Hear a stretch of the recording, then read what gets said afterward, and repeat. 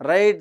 దేశాన్ని అమ్మేయడంలో మోడీ తర్వాత ఎవరైనా అంటూ ఉంటారంటే ఎవరు లేదని చెప్పాలి. దేశంలో జరిగేటువంటి అల్లర్లకు కావచ్చు, ముస్లిం హిందువులకు గొడవలకు సంబంధించినట్టు కావచ్చు, దేశాన్ని ఉద్ధరంగా అదానికి కావచ్చు, అంబానీకి కావచ్చు, ముఖేష్ అంబానీల ఫ్యామిలీకి అమ్మడానికి గల ముఖ్య కారణం ఏదైనా ఉన్నా అంటే వాళ్ళ మధ్య జరిగినటువంటి సత్సంబంధాలు ఏమైనా ఉన్నాయంటే మనకంతా తెలియని విషయం కాదు.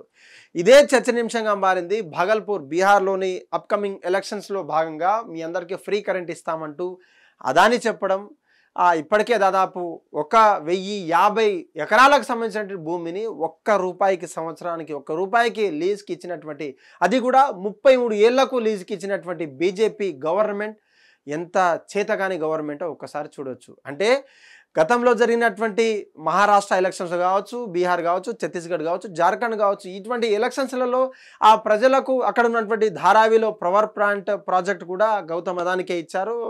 జార్ఖండ్ కావచ్చు, ఛత్తీస్గఢ్ కావచ్చు, ఏదైనా మేమేమైనా ఇబ్బందికరంగా ఉన్నటువంటి ఎలక్షన్స్ ఏ రాష్ట్రంలోనూ కలిగిస్తే, అసెంబ్లీ ఎలక్షన్ కావచ్చు, పార్లమెంట్ కావచ్చు, కలిగిస్తే మాకు ప్రజలను అంటే ప్రజలను ఇబ్బంది పెట్టాలనే ఉద్దేశం లేకుండా కూడా ఫ్రీ వీస్ ఇస్తామంటూ కూడా ఈ యొక్క ప్లాన్ వేశారు. అది కూడా దాదాపు 1050 ఎకరాలకు పన్నాగం పన్నారంటే అదాని గ్రూప్ మామూలు విషయం కాదని చెప్పవచ్చు. ఒక్కసారి చూద్దాం.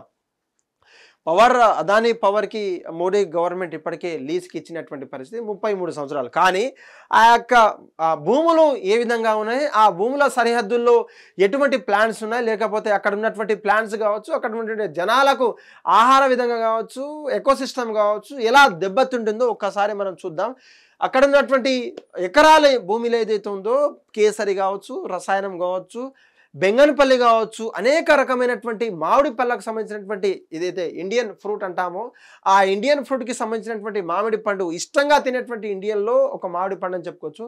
ఆ మామిడి పండ్లలో ఉన్నటువంటి తోట, ఆ 1000 ఎకరాలు ఉన్నటువంటి తోటను లీజ్కి, అంటే లీజ్ కంటే కాదు, అక్కడ కంపెనీ ఏర్పాటు చేసే క్రమంలో ఆ తోటలో ఉన్నటువంటి ప్రతి ఒక్క చెట్లను కూడా నరికేసి అక్కడ ప్లాంట్ పెట్టేటువంటి, కంపెనీ పెట్టేటువంటి, ఎనర్జీ కంపెనీ పెట్టేటువంటి పన్నాగం పన్నారు ఇటు బీజేపీ గవర్నమెంట్తో పాటు అదాని గ్రూప్ ఆఫ్ కంపెనీస్ అని చెప్పుకోవచ్చు. ముఖ్యంగా ఇప్పటికే సిమెంట్లలో, ఐరన్లలో, ఎలక్ట్రిసిటీలలో, హైడ్రాలలో, లేదంటే ప్రాజెక్టులు కట్టడంలో, ఇంజనీరింగ్లో అదానికి ఉన్నటువంటి సపరేట్ ఫ్యాన్ బేస్ అంతా ఇంత కాదు, మనకంతా తెలుసు.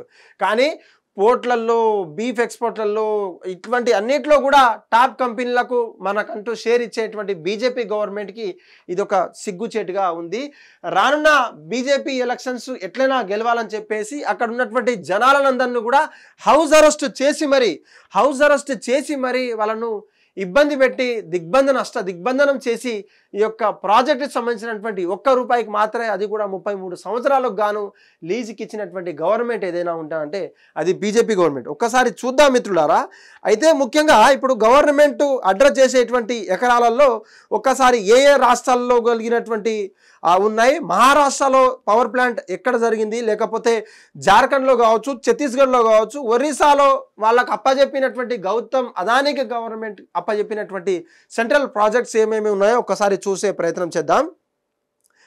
ఒక్కసారి 33 సంవత్సరాలకు ఇది లీజుకి ఇచ్చిన తర్వాత సెప్టెంబర్ 15న villages have been arrested at the time of house arrest. కొంతమంది అరెస్ట్ చేశారు. అంటే విలేజెస్ ఎవరైతే చుట్టుపక్కల వాళ్ళు ఉన్నారో అక్కడ జరిగేటువంటి పొల్యూషన్ కావచ్చు, అక్కడ జరిగేటువంటి విన్యాసాలకు కావచ్చు, అసలు ఎంత పెద్ద విషానం మనకంతా తెలుసు. అయితే అటువంటి దానికి వాడు అడ్డుకునే ప్రయత్నం చేస్తే వాళ్ళకంతా కూడా హౌస్ అరెస్ట్ చేశారు. అయితే మహారాష్ట్రలో ఎలక్షన్ జరిగినప్పుడు ధారావి అనే the power plant at Dharavi has given by the BJP government to the Gautam Adani government అని ఒక కంపెనీ చెప్తోంది. Similarly in Jharkhand, Chhattisgarh projects were given to the Gautam Adani before the part of elections. అంటే ఎలక్షన్స్ వచ్చినప్పుడు మాత్రమే ఈ యొక్క ప్రజలను అక్కడ ఓడిపోతాము లేకపోతే గెలుస్తామనే ఆ భావనలో ఉన్నప్పుడు మాత్రమే అక్కడ ఉన్నటువంటి లీజుకు ఉన్నటువంటి భూములు కావచ్చు, అటవీ శాఖకు సంబంధించినటువంటి నేషనల్ ప్రాజెక్ట్స్ కావాలనే ఉద్దేశంతో గౌతమ్ అదానికి ఇచ్చేయడం, దానా దత్తం చేయడం, ఇదంతా కూడా ప్రజలకు అల్లర్లు కలిగినటువంటి విషయం. అదే విషయంలో కొంతమంది మావోయిస్టులు కావచ్చు, కొంతమంది లెఫ్ట్ పార్టీలో ఉన్నటువంటి వాళ్ళను అక్కడి నుంచి తరిమేసే ప్రయత్నం చేస్తుంటే, లేదు అడవికి ఉన్నటువంటి రిసోర్సెస్ మీరు తన్నుకోబోతున్నారని చెప్తే వాళ్ళకు ఇక చెప్పు కదా, ఇక కగార్ అనే మిషన్ మీద, కగార్ అనే ఫంక్షన్తో వాళ్ళను మట్టు కలిపేటువంటి ప్రయత్నం బీజేపీ గవర్నమెంట్ చేస్తుంది.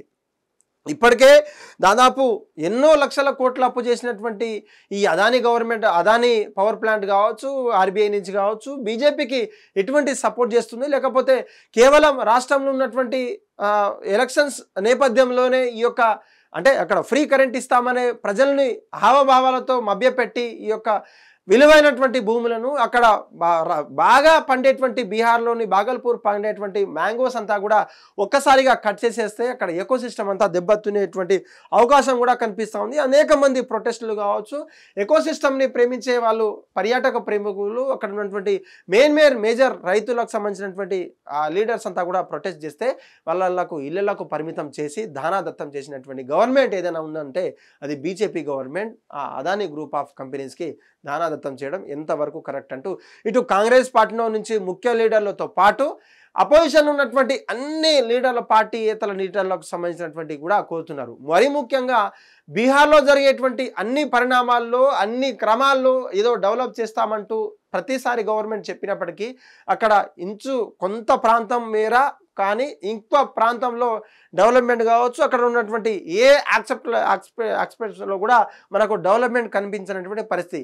ఇవన్నీ తెలిసిన తర్వాత ఈ యొక్క గవర్నమెంట్ నేరుగా దాదాపు 1050 ఎకరాలకు భూములకు ₹1 మాత్రమే, అది కూడా 33 సంవత్సరాలకు లీజ్కి ఇవ్వడము, అది కూడా అదానీ గ్రూప్ ఇవ్వడము, పవర్కి ఇవ్వడము, ఇదంతా కూడా ఏ ఒక్క గవర్నమెంట్లో ఉన్నటువంటి అపోజిషన్లో ఉన్నటువంటి గవర్నమెంట్ నాయకులు కావచ్చు, ప్రజాప్రతినిధులు డైజెస్ట్ కానిటువంటి విషయం. అదే విషయానికి ప్రెస్ కాన్ఫరెన్స్ ఇది కూడా ఈ యొక్క నేషనల్ ఇష్యూ.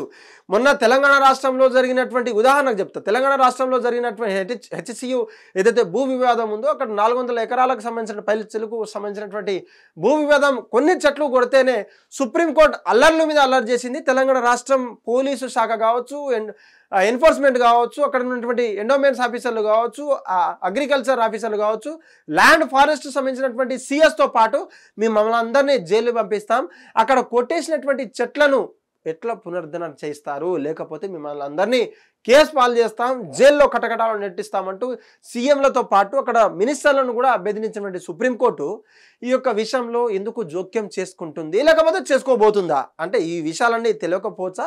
సుప్రీంకోర్టు కావచ్చు, హైకోర్టులో కావచ్చు తెలియకపోవచ్చా? సరే, హైకోర్టు అంటే ఇన్ ద ప్రిమిసెస్ ఆఫ్ చట్టం ఎవరికి చుట్టం కాదు, కానీ డెవలప్మెంట్ రీత్యా చెప్తున్నప్పటికీ సుప్రీంకోర్టుకి వెళ్ళే సమయంలో వీళ్ళు ఎలా చెప్తారు, లేకపోతే వీళ్ళకు ఉన్నటువంటి ఆలోచనలు ఏంది అంటే డెవలప్మెంట్ జరగాలి, సైమల్టేనియస్గా ఒక ట్యాబ్లెట్ వేసుకుంటే, పారాసెటమాల్ వేసుకుంటే ఒక కిడ్నీ మీద ఎంత ఎఫెక్ట్ పడుతుందో మనకంతా తెలిసినప్పటికీ, కానీ మేజర్ ప్రాబ్లం అక్కడ ఫీవరో లేదంటే బాడీ పెయిన్సో అని చెప్పుకోవచ్చు. కానీ ఇంత పెద్ద భారీ మొత్తాన్ని వినాశనాన్ని కోరుకున్నటువంటి బీజేపీ గవర్నమెంట్ కావచ్చు, ఆ జతగట్టినటువంటి ఒక ఆలోచన, దుర్బుద్ధి ఆలోచన కలిగినటువంటి అదానీ పవర్ ప్లాంట్కి, అక్కడ కంపెనీస్కి ఏ విధంగా ఉందో, వాళ్ళ దోస్తీ ఏ విధంగా ఉందో మనకంతా చూడొచ్చు.